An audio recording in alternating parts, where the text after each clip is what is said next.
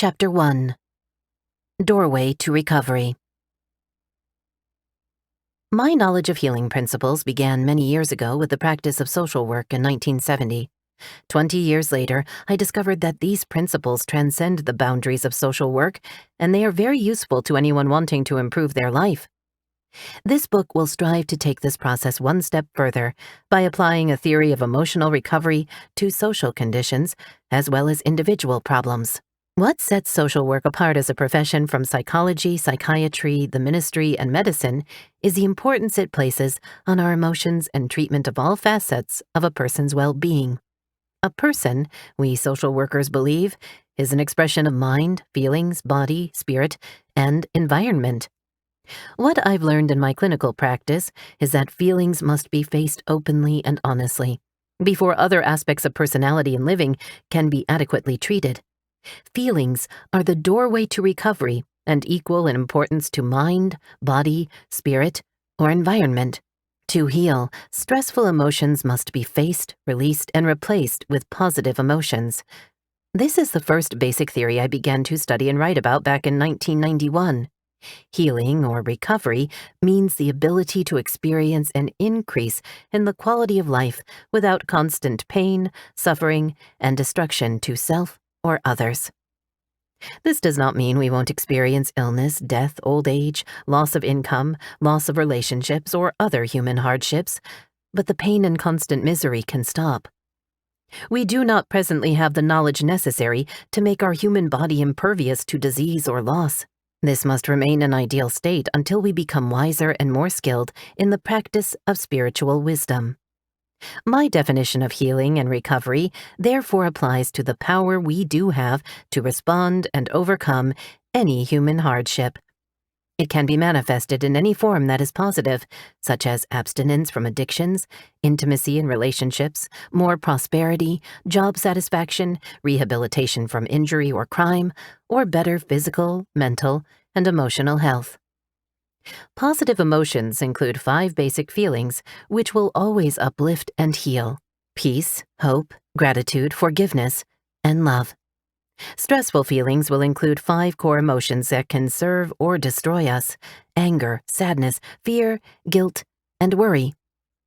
I am only focusing on these 10 feelings because I believe they cause the most difficulty for people under pressure. After we learn how to handle these basic emotions, then we can advance to dealing with many variations. Also, I am not particularly concerned with the nature of evil or negative experiences. The world is complex, and we know problems exist. My theory is a most hopeful one. It doesn't deny hardships, but it does suggest that the negative can always be overcome by the power of the positive. Consider for a moment walking into a dark room and turning on the light. What happens to the darkness? It goes away, right? So, I am suggesting that when we turn on positive emotions within, it pushes the darkness and resistance to change away from us. But if we avoid the pain or deny it, dark secrets tend to take over. When a person is overwhelmed with stress, it is very difficult to feel hopeful or look for positive solutions. Stress exists when we feel angry, sad, fearful, guilty, or worried, or have a sense of numbness and shock. These emotions are actually designed to help us survive, but when they get out of hand, they can destroy us through psychological and physical illness. For example, anger is okay, and a very normal response to a perceived threat or attack. Anger is not okay when it turns into rage, which seeks to destroy another person or ourselves. Sadness is a normal response to loss, and we are all going to lose things in our lifetime. But sadness is not okay when it turns into depression, which makes us want to isolate, withdraw, and sleep life away. Fear teaches us to be careful about doing things that may hurt us, like putting our hand on a hot stove. Fear can destroy by paralyzing us to the point that we never do the things we should, because we are afraid somebody will reject or hurt us. Guilt tells us we made a serious mistake, and we can learn from our mistakes. We can't learn when guilt turns into shame, which stops us from caring about ourselves or others. Finally, worry tells us we need to take action on some unresolved problem. Too much worry overwhelms and prevents us from taking any action.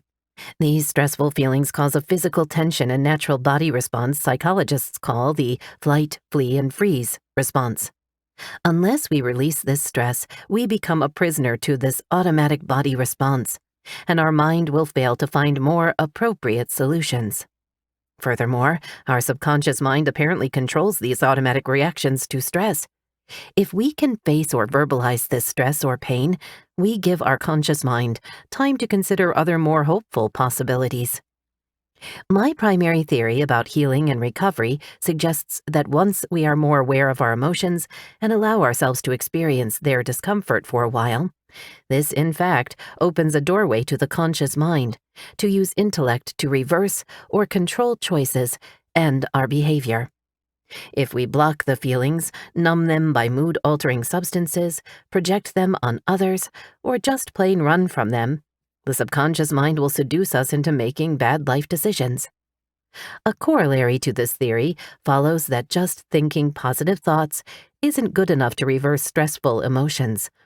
One must use thoughts which trigger positive feelings to override the negative ones. An additional corollary is that to heal and remain in recovery, one can dispense with most thoughts altogether and simply hold on to the positive emotions, pleasant images, and good experiences. It is also important to note that most people find change to be exceedingly difficult. There is much wisdom in the old saying, practice makes perfect. More importantly, verbalizing our emotions is the first step to overcoming the barriers to change, health, happiness, and recovery. Although I began formulating and applying these ideas back in 1989 and 1992, it is gratifying to mention the recent work done by Laurel Mellon, M.A., in 2003. Seems to validate my approach today. I highly recommend that you read her book, The Pathway: Follow the Road to Health and Happiness. She describes her solution, method, and research that emphasize the importance of verbalizing feelings, being more self-nurturing, and setting positive limits on our stressful emotions. For now, let us take a closer look at how the importance of facing stressful emotions can be illustrated in my clinical experience. Every day I spend considerable time working with people who are experiencing significant emotional pain. The basic lesson I've learned from more than 30 years of helping others is that people can't change until they face their stressful feelings openly and honestly. I also learned that people who recover emotionally go through 3 stages: beginning, middle, and last phase: change. Listen for a moment to the voices of veterans beginning their first phase of substance abuse treatment back in 1990 at the VA hospital in Battle Creek, Michigan. Mike. In my early years of drinking, I was an alcoholic and didn't realize it. The first time I drank more than normal. I usually drank on the weekends, but it wasn't long before I went on to weekdays. In the middle years, it was just whiskey, then as late, vodka, between a pint and fifth most days.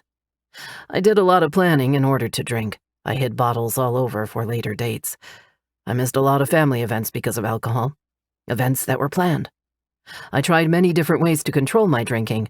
I went to AA meetings, treatment centers, and tried switching brands.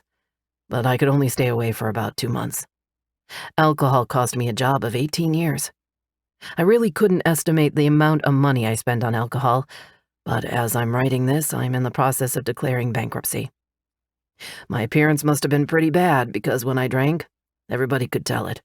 I had bloodshot eyes and a red face. I had, luckily, only one accident while drinking, and the accident caused very little damage. My family is sick of my drinking. My wife filed for divorce, and my kids won't talk to me. I isolated myself from everybody. I was a loner. I didn't have any social activities because I would rather drink alone than socialize. Sexually, I was a man, but the more I drank, the more my sex life went downhill. The more I drank, the less my spouse drank.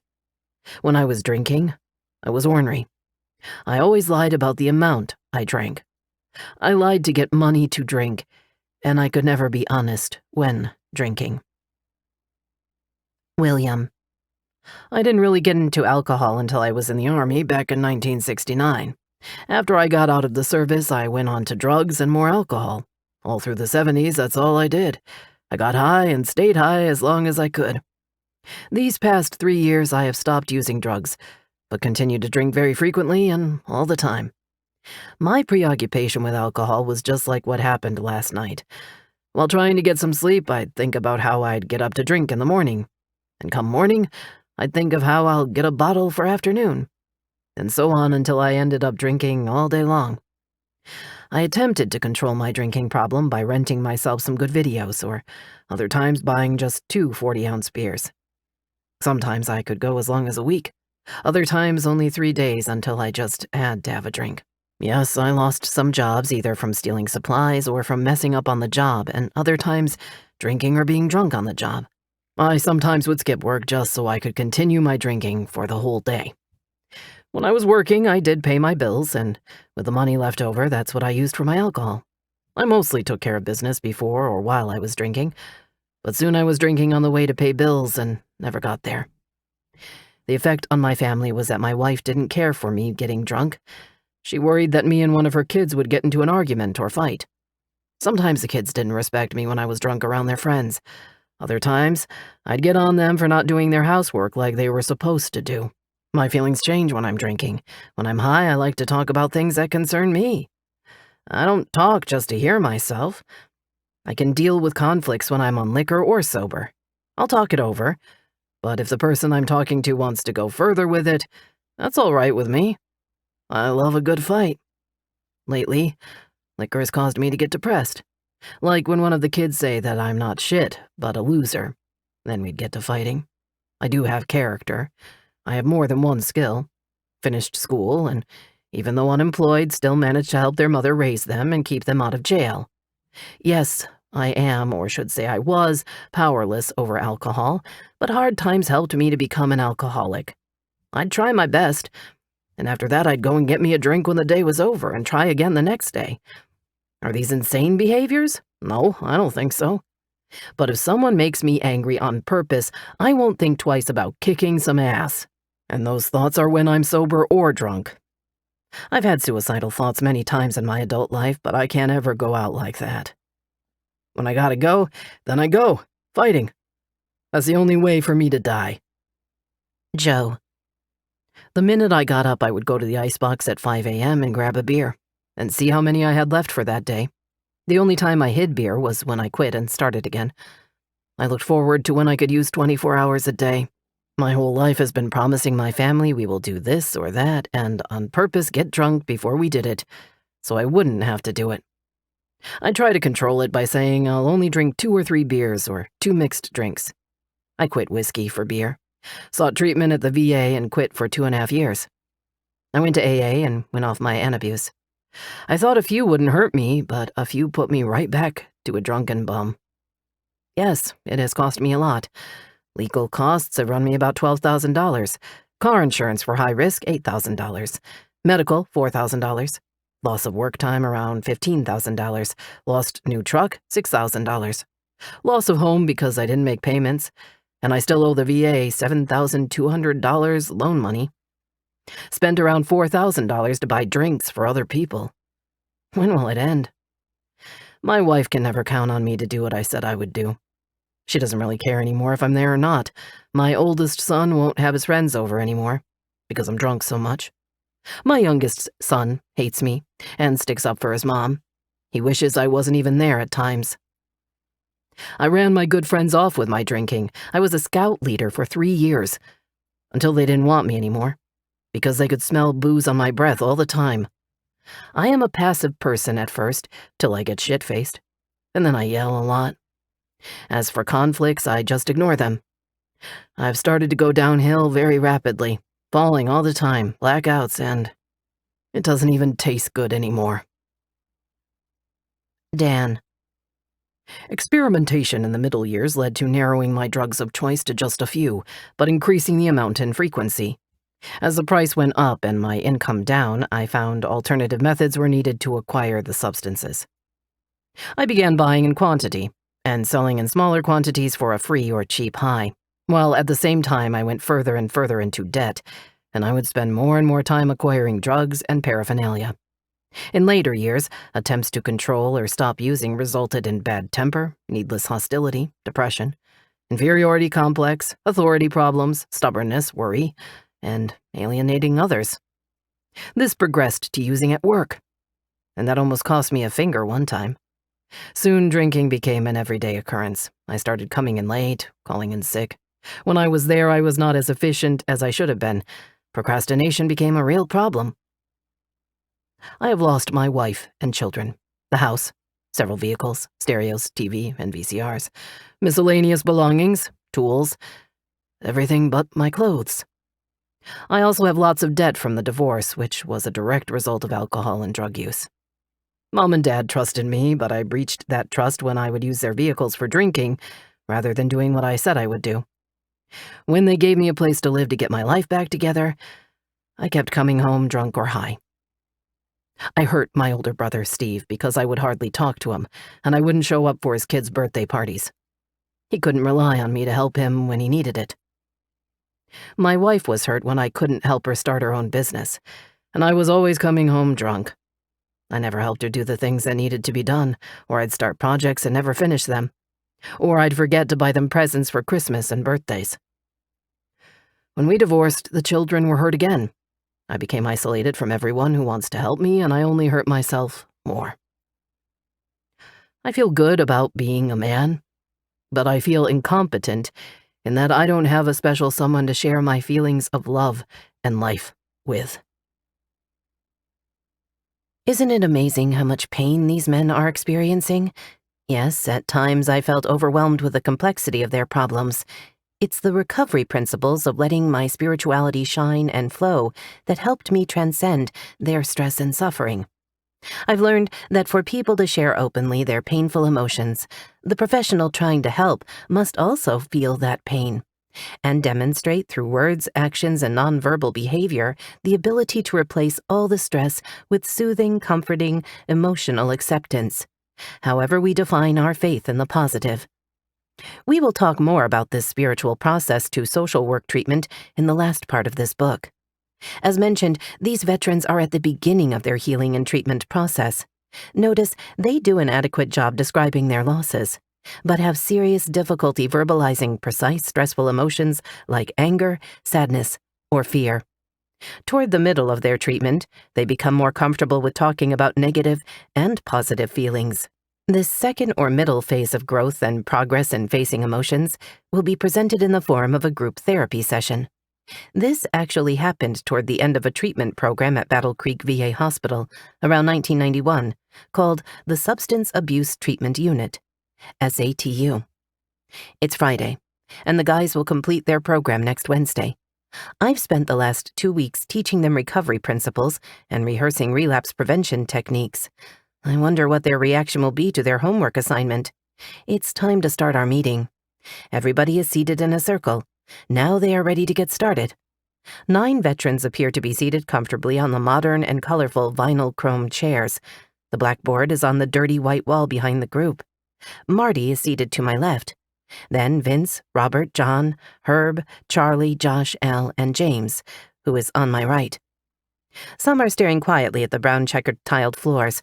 Others are talking to their neighbors and seem to be more relaxed. Therapist, me. Gentlemen, let's begin by discussing the word for today. The positive thought is that anger is okay. But when we are angry, we don't have to do negative or self-destructive things. Marty, what does this mean to you?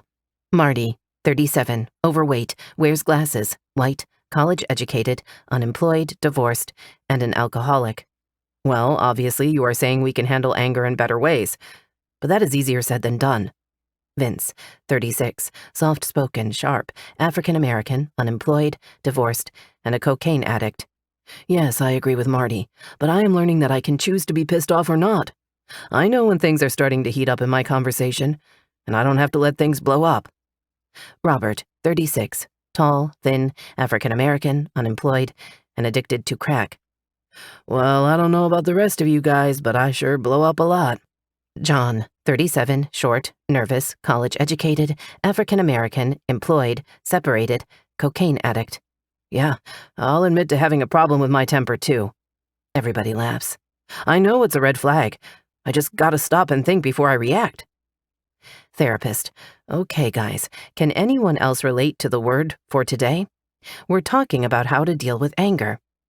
Herb, 30, short, muscular, white, front tooth missing, unemployed, and addicted to crack. I've learned it helps to talk to somebody instead of going off like a rocket. Usually when I get mad, I want to get high. But if I can talk to someone about the problem, it's easier to say no to the craving. Guys, we don't have to keep relapsing over and over. We can learn how to deal with our feelings better. Therapist. Anger is a red flag for all of us. It's okay to get angry, but we don't have to nail other people or ourselves to the wall with it. Rage isn't okay. Unless someone is trying to kill us, rage will only add more fuel to the fire. Soon you'll have two people trying to destroy each other, and just another reason to get high again. It is also common to have a craving to use when you are angry or stressed out. Anger is very much like a boiling tea kettle. If you keep boiling it and cover up the spout, you know it's going to explode. When you reach out and tell someone what you are feeling, it's like releasing steam from the kettle. After you let it go, you can go and pour yourself some tea. All right, let's discuss the homework assignment. Nobody had to do any reading or writing this time. All you had to do was think of an inspirational moment you've had here in the program. Who wants to begin? Charlie? Charlie. 24, young, short, grins a lot, black, separated, unemployed, addicted to coke, weed, and alcohol. Before I came here, my partners on the street said treatment was a joke, and I was just taking a little vacation. After I went to my first meeting, I knew there was help. I am grateful for the 12 steps, AA and NA. I am learning how to be honest and open about my story. It really works, and group therapy is positive. Josh, 25, young, tense, white, wears a head bandana, laid off, and a crack addict. Talking to the older guys does help. Charlie and me are the youngest guys here. Vince, what do you mean? I'm the youngest guy here. Everyone laughing. Josh, sure you are, Vince. I'm just saying I've listened to you guys who have been in treatment before, and I like your advice. It's free. If I follow it, there is hope. It also helped to find out that some friends and family members really do care. Al, 47, short, wears glasses, college educated, Texas accent, white, employed, divorced, and alcoholic. I never considered myself an alcoholic because I went to work every day and functioned on the job. I know that was denial, but I still have a long way to go. In the program, I like being able to think about me for a change. I believe in a higher power and all the steps. We are all in the same boat. We are not alone, and I don't have to lie or cover up about it anymore. Herb. I want to thank you, Gary, for being my therapist. You helped me when I didn't want to admit that I had a problem with Matt and other women. I don't have to blame others now, and I can fix myself, with my higher power's help. I also appreciated Bob's comments yesterday, when he told us what it's like to live sober on the outside. If others can do it, I can do it. Thanks, guys, for all our help. James, 34, single, unemployed, Hispanic, and an alcoholic. I've learned I don't have to do this by myself. I learned from the other guys. There is hope for me and different ways to fight. We can beat ego and reach out for help.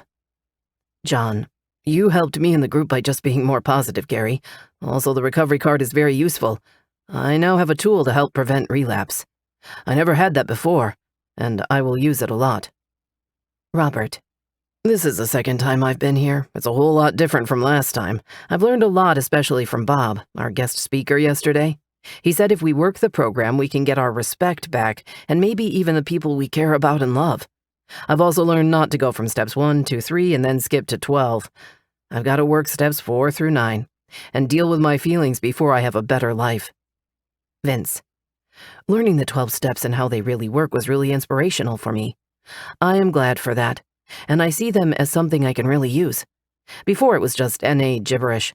I've also learned about my pattern of relapsing every 9 months or so. I realize this is a critical period in everyone's recovery. We gotta learn how to deal with the cravings, and nobody taught me how to do this until I came to your group. Cravings are just a normal part of recovery, and there isn't anything wrong with me inside. Marty. It's a combination of things. I've learned different tools, the 12 steps, and why it's important to go to meetings. For 3 years, I isolated and tried to deal with the problems my way. I know the pain does go away. It is finally manageable. Enjoy the moment. Hope feeds faith. I am thankful for this group and you guys. Thanks. Therapist. I want to thank you guys for being willing to be honest and open about your feelings. We have learned from each other. I've learned from all of you, and I try to pass on to others what I've learned. It's what you need to do too. That's what builds a healthy foundation to recovery. When you give it away, it comes back to you.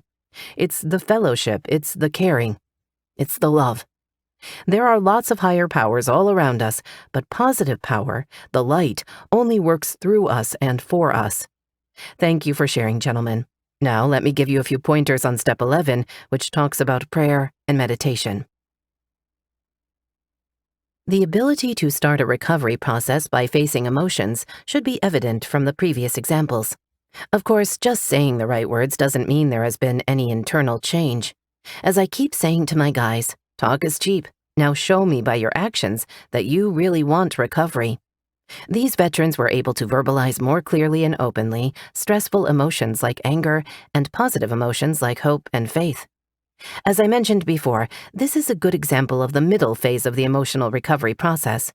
The final stage doesn't occur until these veterans release their stressful feelings, accept positive ones, and demonstrate a positive change in lifestyle. A good example of this process is presented by Mr. R's story. My life has always been on the fast lane, always looking over my shoulder. I started using drugs at 9 when my father showed me how to shoot up. At that time, I was only using cocaine. I thought it was okay to do it because my dad said it was. Then the sexual abuse started about then with my father. Throughout my teen years, drugs got worse. I went through a lot of programs to become substance-free, but none of them worked. My first marriage ended in divorce because of drugs. I continued to use, even though it had cost me everything. Then I met and married Lisa. We had a lot in common. We were both addicts. Things went well because we were both stoned all the time. January 14th, 1989, we were at an all-night party when she looked at me and told me she was going to kill herself. I laughed and thought it was the funniest thing that she ever said. Before I knew it, she had shot a massive dose of coke and heroin into herself. She died before she hit the floor. I had to go in the hospital for some time after that. In the meantime, I'd lost custody of our 2 children. I'd lost everything worth living for. After I got out of the hospital, I started roaming all over the country. I stayed in each place for only a short time. No hope for me did I see. Helplessness surrounded me. I did not care if I lived or died. When I arrived in Kalamazoo, it was just another town for me. Then I met Gary, someone who seemed very strange to me. He was a veterans rep from Battle Creek, VA. He told me about a program called Transitional Living, TLP, that he said might help me. For some reason or another, I had hit bottom, and I was ready for help. It took a few weeks, but I finally was accepted into the program. It was different from any program that I had gone through. It was a family-type atmosphere, something that I never had. In a way, it scared me. That was in October 29, 1990. I continued in the program dealing with my pain that was so deep. I didn't realize that I hurt that bad.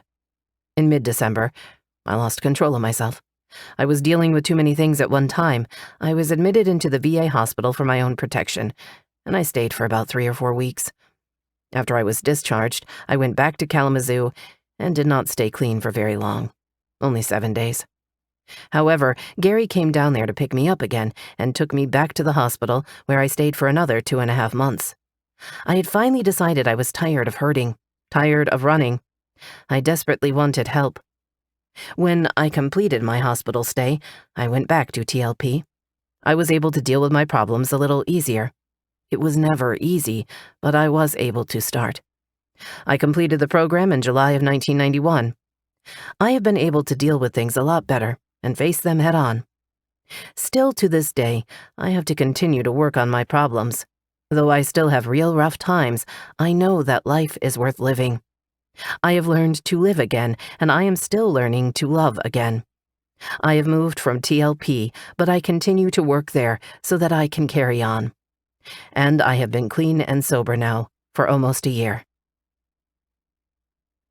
Could you sense that Mr. R is learning to be more in touch with his stressful emotions as well as his positive ones? Unlike the guys in the group therapy session, who were fairly glib about their feelings, I get the impression that Mr. R is actually feeling what he is saying. More importantly, he has embarked on an attempt to change his lifestyle by working at TLP and maintaining sobriety for almost a year. The key healing principles here are Mr. R's ability to transform his life by facing his stressful emotions and accepting positive ones like love and hope. Besides teaching these principles to others, I have really tried to apply them to my personal life. Throughout the course of this book, I will try to show how my emotional recovery formula has transformed my own life as well as others. Also, these principles are not just limited to substance abuse, mental health, or emotional problems. They are designed for application to any problem, including physical challenges. My most recent struggle with asthma and bronchitis is a case in point. I remember the horrible sensation of not being able to breathe when I was a young boy because my respiratory system was clogged with phlegm. My dad tried desperately to treat my condition with vaporizers, steam, and chest creams. Before the discovery of inhalers and modern bronchial medications, I would spend weeks confined to my bed in restless sleep with choking nightmares. The only relief came partially from laying in the prone position, face down in bed, with my chest on a board. This took place often for the first 17 years of my life. Then, in my late teens, I appeared to grow out of it, like some of the doctors had predicted. I was free from these attacks until my late 20s, when they occasionally resumed. Fortunately, new medications became available, and I started using asthma inhalers every night for at least the next 15 years to bring relief. However, my condition gradually grew in intensity, and I spent many a night in a state of impaired breathing despite the medications. I tried everything to gain relief and healing from this illness: willpower, relaxation techniques, exercise, dust-proofing, and air cleaning. I was also fully prepared to have allergy shots and put my pets to sleep if necessary. My recovery began when I let go of my fears and resentments about the past, which particularly related to my father, who was an alcoholic and emotionally abusive. I surrendered to my inner conviction that I have an unconditional right to be free from suffering. I turned the whole physical challenge over to my deeply felt belief that love light does the healing. Granted, my emphasis on a spiritual belief called the power of the light may sound a little trite or even hyperbolic. The key to healing, I believe, rests in our innate ability to feel strong, deep, and nurturing emotions. For me, the strongest of all emotions is this spiritual sense of love light. It is your challenge to find something to feel as deeply about in your heart as I do in mine. As I recall my struggle with asthma, I was clearly afraid when shortness of breath would occur. At that point, I would close my eyes and try to relax by embracing an internal image of going into the light. I slowly and repeatedly concentrated on breathing the light in throughout my body, visualizing its soothing characteristics of warmth, comfort, and protection, concentrating further on releasing all of the fear, tension, and constriction in my chest. I kept this process up until I experienced a passionate, heartfelt connection to my love light. Hint: try this same process now to gain relief from any challenge. This recovery process took hold graphically in August of 1991, and for the first time in many years, I actually felt relief. These periods gradually increased from weeks to a month to several months. Occasionally, I still used my inhalers and medication. Eventually, this healing became complete. I have been free from asthma and bronchitis now for 15 years. I am grateful for the improvement in the quality of my health and the freedom from nightly suffering. Of course, as I struggled with the early stages of the healing, at times I did become frustrated and impatient that recovery process seemed so slow. One must realize that healing, like life, is a process of learning and development. It does take time. Just like Mr. R revealed issues he still had to work on, I have my issues, and so do most people. Don't let the lack of perfection or complete recovery produce doubt, discouragement, or fear. The process of healing and recovery is not just physical, it's mental, emotional, and social too. Take time daily to appreciate any relief from pain, any progress towards a more positive way of life. This is the true essence of progress, personal growth, positive change, and ultimate transformation. In summary, the case examples and testimonies in this chapter demonstrate the hopeful nature of my recovery formula. 1. Face stressful feelings of fear, hopelessness, and resentments. 2. Use positive thoughts and emotions to affirm the right to relief from all suffering. 3. Take positive action by reaching out to your support systems, including your spiritual beliefs. 4. Surrender to the power of the positive, which I believe is our spiritual connection everywhere present. A few words of caution about formulas. This formula is my way of expressing the light. It may not work for you completely, because your task is to find your own formula. Remember, it takes time, and progress is never quick or easy. You might have some setbacks, but you never have to give up hope. Walk your pathway one step at a time. You will need to chart your own journey with your own lantern. Be open to experiences of others who have started their journey ahead of you. Try working on one problem at a time. As my wife Susan states, healing is inevitable. We just don't always recognize what aspects of our life it will touch.